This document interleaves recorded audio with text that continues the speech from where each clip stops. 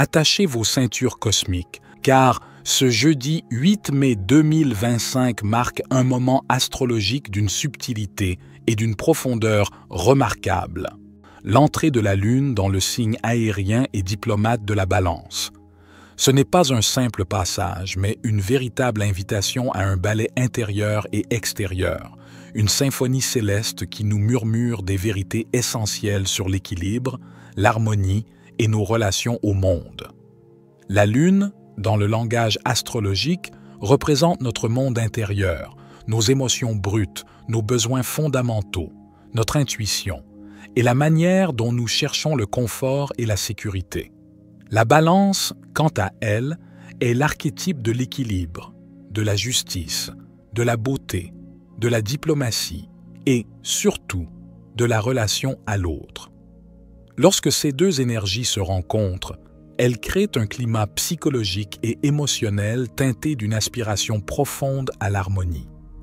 Si les jours passés ont pu ressembler à une tempête intérieure, marquée par le tumulte des émotions, colère, tristesse, frustration, un sentiment de déséquilibre nous poussant aux limites de notre endurance, l'arrivée de la Lune en Balance agit comme une ancre salvatrice. C'est une invitation cosmique à retrouver notre centre, à stabiliser nos vagues émotionnelles et à réaligner notre boussole intérieure. Cette influence céleste ne se contente pas d'adoucir les aspérités. Elle offre une opportunité concrète de retrouver notre aplomb, de nous sentir à nouveau maîtres de nous-mêmes. C'est un cadeau précieux pour lequel nous pouvons exprimer une profonde gratitude. Le besoin d'équilibre sous cette Lune en Balance n'est pas une simple préférence. Il devient une nécessité impérieuse. C'est une quête qui peut se manifester à de multiples niveaux. Sur le plan le plus visible, nous cherchons à aplanir les différends, à éviter les conflits, à créer une atmosphère agréable autour de nous. Il y a une tendance naturelle à vouloir que tout aille bien, à polir les aspérités des interactions humaines. Nous sommes enclins à privilégier la douceur et la paix, parfois au détriment d'une exploration plus profonde des questions fondamentales, par peur de perturber la quiétude ambiante. Cependant, cette période nous invite aussi à trouver le juste milieu, apprendre à exprimer nos sentiments, qu'ils soient positifs ou négatifs, sans craindre d'être pleinement nous-mêmes, au-delà des attentes extérieures. L'entrée de la Lune en Balance réveille notre sensibilité à l'élégance, à la légèreté et à la proportion. Les manifestations passionnées et familières de nos émotions peuvent sembler déplacées ou inopportunes. L'équilibre, la mesure et la grâce deviennent les qualités clés qui déterminent notre succès dans les interactions. Notre prédisposition à l'esthétique et à l'appréciation du beau est accrue. Les questions de justice et d'équité prennent également de l'importance. La diplomatie et la négociation sont favorisées par rapport à la force brute. Tenter de briser la paix ou de s'opposer aux normes sociales généralement acceptées pourrait entraîner une forte confrontation. Sous l'influence bienveillante de la Lune en Balance, notre chemin professionnel peut devenir un véritable terrain de jeu pour l'âme, un espace où nous pouvons incarner et diffuser les principes sacrés d'équilibre, de justice et de beauté. Ce n'est pas seulement une question de carrière, mais d'alignement avec notre mission supérieure. Cette énergie céleste bénit particulièrement les âmes dont le travail résonne avec la quête d'harmonie et la connexion humaine. Gardien de l'équilibre et tisseur de liens sacrés. Que vous œuvriez dans le domaine du droit, de la politique, de la médiation ou de tout service public, cette période amplifie votre capacité à être un canal pour la justice divine et l'équité. Votre rôle est de rétablir l'équilibre là où il a été brisé, de trouver des solutions qui honorent toutes les parties, de tisser des liens harmonieux au sein de la collectivité. C'est un appel à agir avec intégrité, compassion et sagesse pour le bien commun. Alchimiste de l'âme et éveilleur de conscience. Pour les psychologues, thérapeutes, coachs, médecins ou toute personne accompagnant les autres dans leur cheminement intérieur, la Lune en Balance affine votre sensibilité et votre intuition. Vous êtes invité à créer un espace sacré de confiance et d'équilibre où les âmes peuvent se révéler, guérir et retrouver leur propre centre. C'est un travail de lumière qui aide à harmoniser les différentes facettes de l'être et à aligner l'individu avec sa vérité profonde. Les professions liées à la beauté, à l'esthétique, à la mode et aux arts sont particulièrement bénies. Pourquoi? Parce que la beauté est un reflet direct de l'ordre divin et de l'harmonie cosmique. Créer de la beauté, embellir le monde, aider les autres à révéler leur propre lumière extérieure, c'est participer activement à l'élévation de la vibration collective. Les salons de beauté deviennent des temples où l'on prend soin du corps, ce vaisseau sacré de l'âme. Les artistes de scène, les musiciens, les danseurs, les photographes, vous êtes les catalyseurs de joie, d'émotion et de connexion. Les célébrations, les spectacles, les défilés deviennent des rituels collectifs qui honorent la créativité humaine et la beauté sous toutes ses formes. Les photographes, en particulier, ont le don de capturer l'essence, la lumière et l'âme d'un instant ou d'une personne, rendant visible l'invisible. Les massothérapeutes et autres praticiens du toucher travaillent directement avec l'énergie du corps, aidant à dénouer les blocages et à rétablir la circulation harmonieuse. C'est un acte sacré de guérison et de soin, un dialogue silencieux entre les âmes à travers les mains. Sous l'influence de la Lune en Balance, notre approche de l'argent est teintée par la recherche d'équilibre, de justice et d'harmonie. Cette énergie ne se contente pas d'ouvrir des portes. Elle modifie notre perception et nos instincts en matière de finances. Nous sommes naturellement portés à rechercher des transactions équitables, des accords mutuellement bénéfiques et à éviter les déséquilibres flagrants.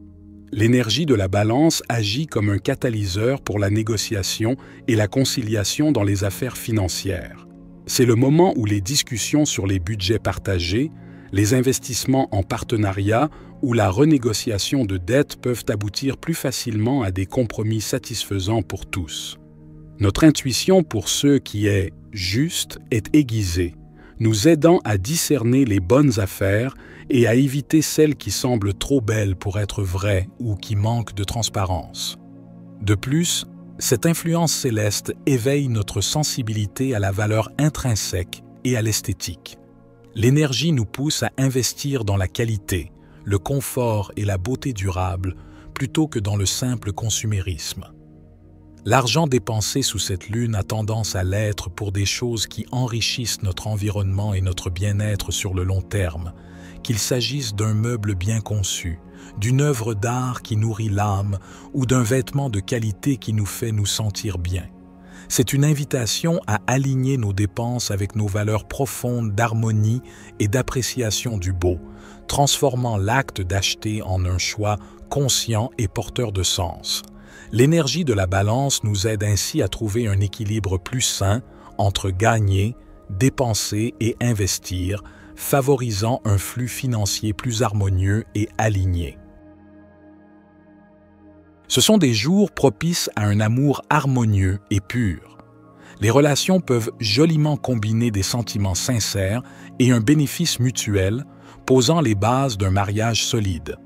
C'est pourquoi cette période est considérée comme favorable aux unions. Dans les relations amoureuses, la manière dont vous exprimez vos sentiments revêt une grande importance. Un bouquet de fleurs, un cadeau attentionné, votre apparence soignée, ou même votre statut social peuvent jouer un rôle. La vulgarité, l'abus d'alcool et la grossièreté sont à proscrire, car la hâte ou le manque de tact peuvent tout gâcher. Les qualités clés à cultiver sont la clarté et la pureté dans la relation, l'élégance, l'harmonie et la patience. Parfois, certaines âmes entrent dans nos vies et nous extraient des profondeurs de nous-mêmes et d'elles-mêmes, comme si l'univers avait tressé nos énergies avant le commencement des temps.